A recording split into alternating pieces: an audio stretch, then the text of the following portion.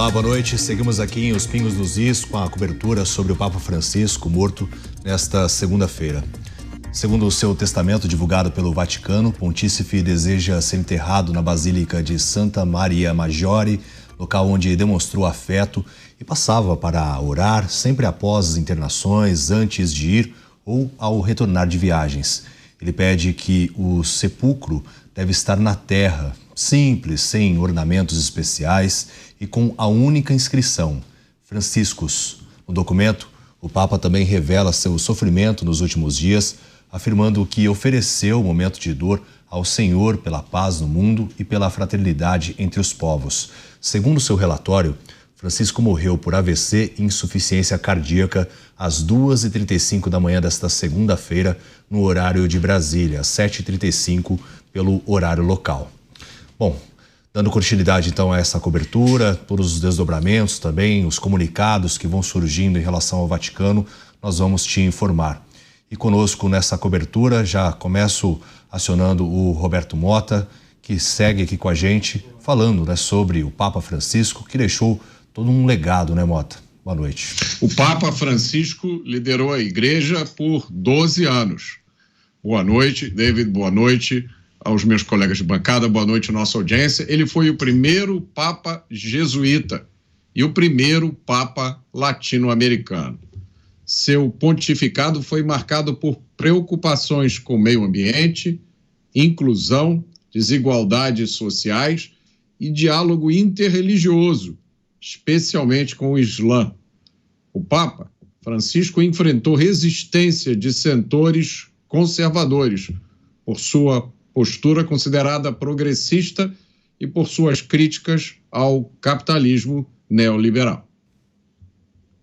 Bom, junto com a gente também o Dávila, que segue aqui nos Pingos dos Is, hoje com análise sobre a morte do Papa Francisco, né, Dávila? Claro que a gente lamenta, realmente 12 anos, foram 12 anos de muita experiência em relação a pontos sensíveis que normalmente os papas não falavam e o Papa Francisco trouxe à tona algumas realidades, né? É verdade, David Tasso. Boa noite a você, à nossa audiência, aos meus colegas. É realmente um momento triste, porque o mundo carece de liderança.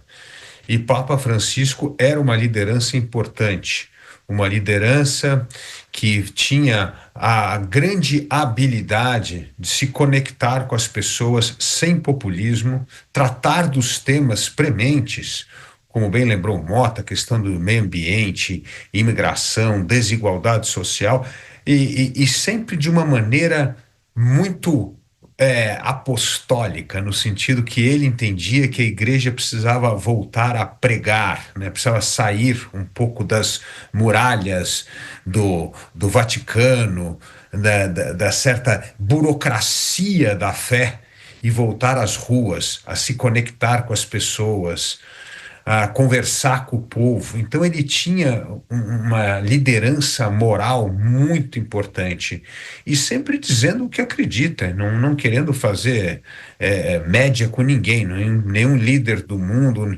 Então ele é uma pessoa que realmente foi uma liderança moral extremamente importante, uma liderança política, porque tocou sim nos pontos fundamentais que hoje preocupam a humanidade, como a gente falou aqui, pobreza, imigração, meio ambiente, e também foi um líder da igreja muito importante, enfrentando desmandos e assuntos então intocáveis, como foi a questão da pedofilia dos padres. Então ele foi uma pessoa realmente que marcou a história da igreja do Ocidente nesses últimos 12 anos da sua liderança.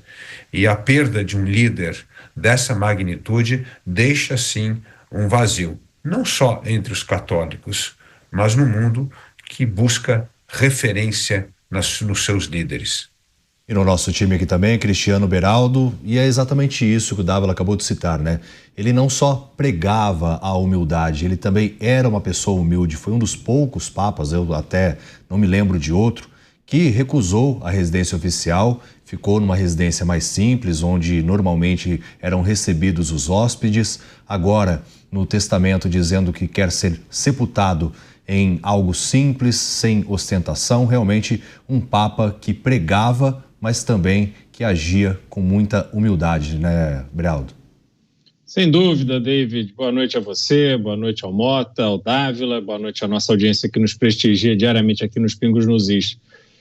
O Papa Francisco foi um padre jesuíta e os jesuítas têm essa característica bastante acentuada e os jesuítas no Brasil também fizeram e fazem até hoje um trabalho muito importante, sempre voltado pela simplicidade das suas ações, voltado para o bem comum e o apoio daqueles mais necessitados. Há até uma passagem interessante dos padres jesuítas no Brasil que comandam até hoje a primeira escola técnica de eletrônica do Brasil, que foi fundada há muitos anos em Santa Rita do Sapucaí, em Minas Gerais, e fazem um trabalho de referência ali. Pois bem, o Papa Francisco, ele teve um papel que se destacou, como já dito aqui pelos meus colegas,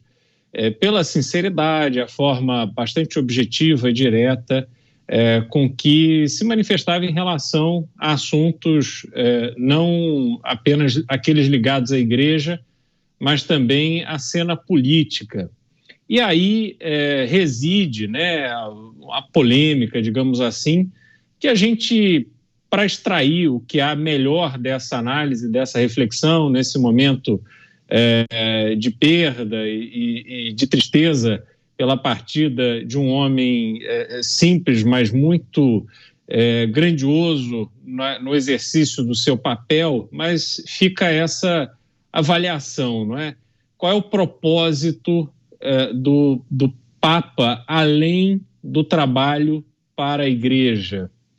O que se deve buscar a partir da importância dos holofotes, do respeito que a figura do Papa possui em relação aos líderes mundiais, a todo mundo. E, nesse aspecto, as manifestações políticas, opiniões políticas, elas tinham um objetivo de expressar, sim, uma opinião pessoal, pelo menos ele sempre se colocou de uma maneira muito transparente, mas geram dúvida se esse é o melhor caminho para a Igreja Católica seguir diante dos imensos desafios que a Igreja Católica possui. A gente acompanha já há bastante tempo no Brasil a ascensão das igrejas evangélicas com um número crescente de fiéis, a Igreja Católica que perdeu muita força nesse processo, em razão, sim, de uma estratégia de comunicação também, mas também fruto de um momento que o mundo vive, ou pelo menos o mundo ocidental vive, em que as pessoas têm encontrado dificuldade de valorizar aquilo que realmente é importante, de valorizar os ensinamentos que Jesus Cristo deixou na Terra e que há 2000 anos a sua Igreja tenta preservar.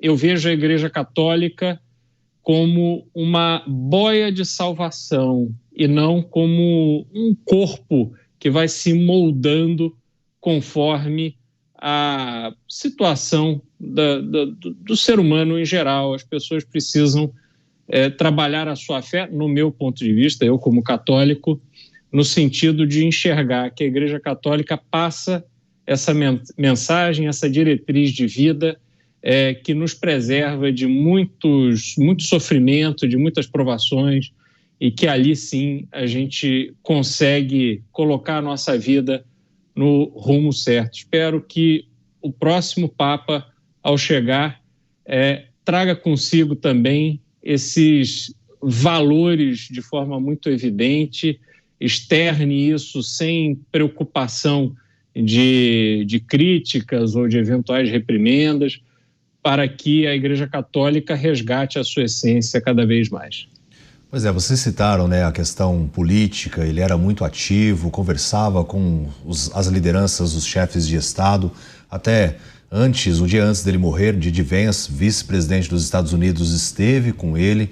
Até numa publicação na rede social, o vice-presidente americano ressaltou que o Papa estava, sim, muito doente, apesar dele ter feito a aparição no domingo de Páscoa. Deixou algumas pessoas até emocionadas, porque a gente soube, já tinha informado que ele teve um longo período de internação, estava se recuperando da questão dos pulmões, né? Ele que sofreu com uma pneumonia. E aí o quadro dele ficou bastante agravado justamente porque já tinha retirado, quando mais jovem, parte de um dos pulmões. E ele sofreu essa internação de quase 40 dias e estava se recuperando, mas fazia aparições públicas. Então isso deixava as pessoas, os fiéis, com esperança.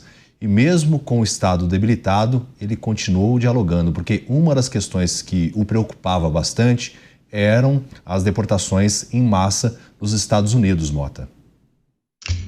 O Papa tinha opiniões muito claras a respeito de alguns itens que estão na pauta quente do mundo de hoje, entre elas a questão da imigração. Não é uma questão fácil para você lidar, é um desafio para qualquer um, principalmente para uma pessoa com tanta visibilidade como o Papa. Principalmente porque o Papa também é chefe de Estado. Muita gente esquece disso. O Papa não é só o líder da Igreja Católica, ele é chefe de um país chamado Vaticano, que também tem fronteiras. Aliás, tem muros altos. A imigração para o Vaticano não é livre.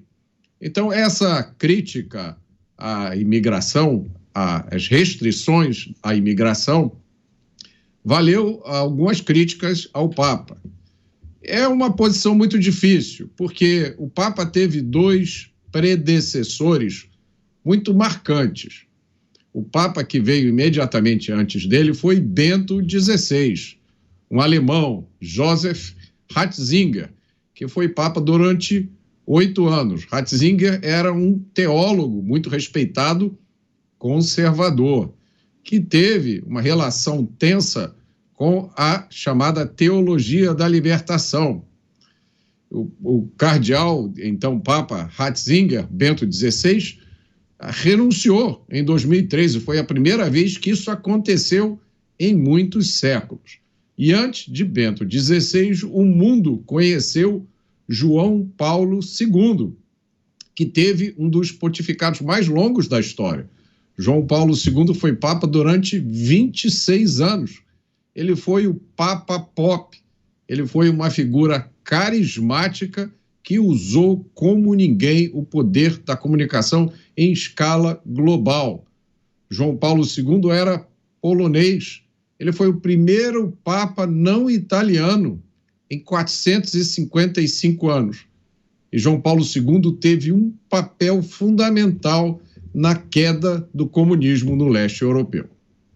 E ele falava sobre questões sensíveis, de fato, esteve aqui no Brasil em 2013, muito preocupado com a questão da Amazônia, que a Amazônia precisava ser preservada. Inclusive, nós estamos prestes a receber a COP30, que provavelmente muitas das propostas serão baseadas com essa preocupação do Papa Francisco, mas a efetividade também nas ações, elas são muito poucas, e o Papa sempre cobrou isso, para que as ações entre os chefes de estados tivessem mais efetividade, né, Beraldo? Pois é, David. A gente tem que fazer uma análise que seja condizente com aquilo que vivemos durante o pontificado de Francisco. E as suas posições, elas são posições, ou eram posições que realmente despertavam essas críticas, porque ultrapassavam os limites da igreja e interferiam diretamente na questão política. Quando você faz isso, você dá a oportunidade também de ser criticado na seara política. Então, por exemplo, quando ele declara, voltando aqui ao ponto que o Mota trouxe, ele declara que um líder de um país deveria estar construindo pontes e não muros, se referindo ao muro de Donald Trump para conter a imigração, ele obviamente está fazendo uma declaração, né, uma colocação ali teórica, mas que ignora determinados elementos da vida real. E a vida real é que uma imigração desenfreada que aconteceu nos Estados Unidos trouxe um nível de perigo para a população norte-americana que não pode ser ignorado por um líder. O líder do país tem o direito de ordenar, de conter e ordenar o processo imigratório, sobretudo de uma nação como os Estados Unidos. Vários imigrantes ilegais entraram no país para cometer crimes. Pessoas foram assassinadas, perderam a sua vida, o bem mais sublime, né, a bênção mais sublime recebida, que é a vida, foram vidas de inocentes perdidas por ação de imigrantes ilegais. E isso, obviamente, exige uma resposta das autoridades. E o presidente dos Estados Unidos tem o direito de propor as soluções que ele acha que são mais adequadas para o seu momento, não é? Então, assim, tudo isso vai levando a discussão em relação ao Papa Francisco para um ambiente mais amplo do que apenas a sua posição como Papa, né? Mesmo a articulação em relação aos processos de paz, né? A gente precisa reconhecer, o mundo não é um lugar pacífico. Falar em paz mundial é um discurso importante, necessário, é importante que as pessoas de bem trabalhem sempre por isso, mas é utópico, porque o mundo nunca esteve nesse ambiente de paz completa. Então, o mundo vive constantemente conflitos, e o Papa tem, em diversas situações ao longo da história, um papel fundamental para articular o entendimento que cesse determinadas guerras. E é importante que continue exercendo isso, tendo em vista a autoridade moral que ele representa, não é? Então, a sua manifestação, a manifestação do Papa Francisco em relação à resposta que Israel deu na faixa de Gaza, também me parece extrapolar esse aspecto mais importante a ser desempenhado pela figura do Papa, porque ficar apontando o dedo apenas a Israel, dizendo que Israel é genocida, não me parece ajudar a resolver um problema que existe em razão da chacina de mais de 1.000 israelenses que estavam vivendo as suas vidas em Israel, né? Mas a resposta foi excessiva, não foi? Isso aí, as leis dos homens vai avaliar e depois cada um consigo mesmo terá que responder a Deus no momento oportuno. Então, eu acredito que, na minha leitura, para o fortalecimento da Igreja, a gente, olhando para o futuro, acho que haveria um benefício importante de uma visão um pouco mais concentrada nos desafios da própria Igreja e menos exposta a essas considerações de ordem política.